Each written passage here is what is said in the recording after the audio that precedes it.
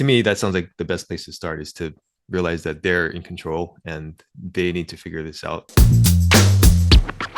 Hey, it's Walter here, and you're at the Think Profit podcast, where we're going to help you develop a rock solid trading confidence and avoid the potentially endless cycle of system switching. Right, Hugh? That's right. We're going to help you develop a wealth mindset, develop a trading strategy that fits your core personality, and help you overcome the obstacles that stop over 90% of traders. All right, Hugh, sounds good. You ready to go? Yeah, let's do this. Hey, Hugh. So I've got a question here from a trader. He says, I feel like I'm all alone trying to learn how to trade from YouTube and from books. And I feel like I need someone sitting beside me. So like if you were learning to drive a car, you have a driving instructor. I'm over trading. I have these massive pullbacks, which take out my stop loss and then go to my take profit.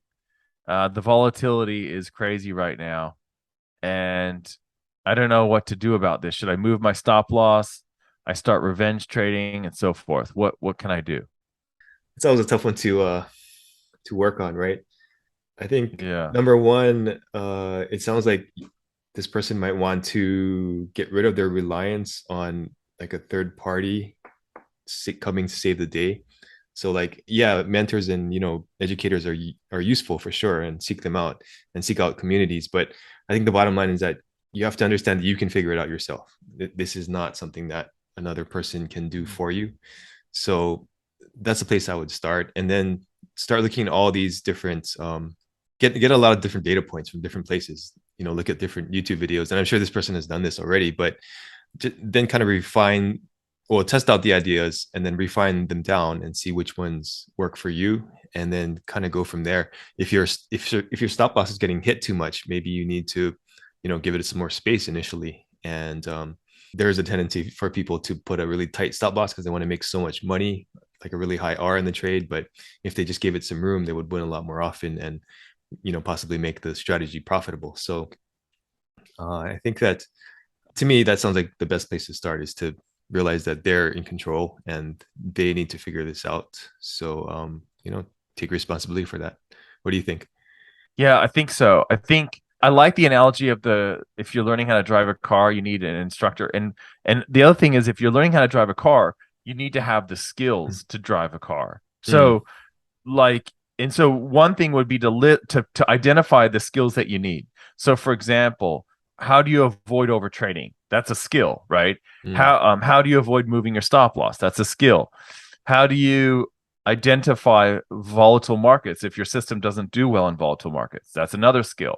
So like, do you know what I mean? I think that would be a really logical sort of left brain way of approaching this, is just mapping out, okay, these are the skills I need. I've identified that I have these weaknesses. I'm lacking these skills. So for example, I remember when I first started driving, my friend, he's actually an actor. He's an actor, and he's in another Disney movie now. He was the Silver Surfer in Silver Surfer.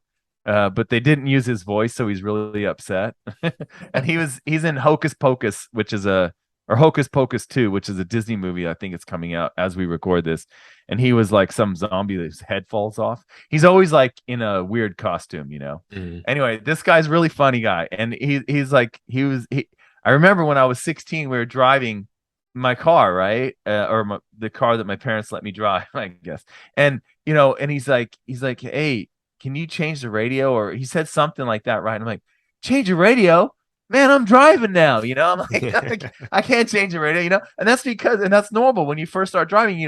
All of your faculties are on, like, not running over the dog on the side of the road, Mm. or hitting that car, or that, stopping at the stoplight. Like, you have all that. You've got to do it right, right? Mm. And there's no way you're going to reach over and change the radio, right? And he was laughing at the time, but of course, he was 10 years older than me or whatever. So for him, he'd done that so long ago. So I just find it interesting.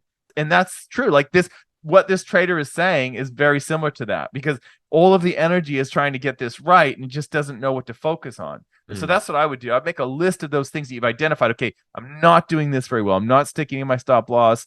I'm not avoiding volatile markets. I'm really bad with this revenge trading stuff.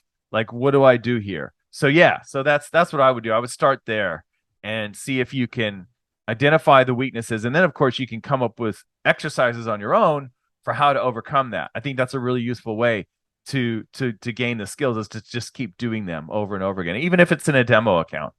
So, for example, like adding to a position. So one of the mistakes I made when I was started back testing strategies was I took a strategy out of the box from a book, and I was like, wow, this is a really cool trend following strategy. I'll try it out and see if it works in the currency markets. It seems to work on the S&P 500, according to this guru. So I start trading it on the euro or testing it on the euro, and it didn't work. I'm like, why isn't it working? There are trends on the euro. I see these trends on the euro.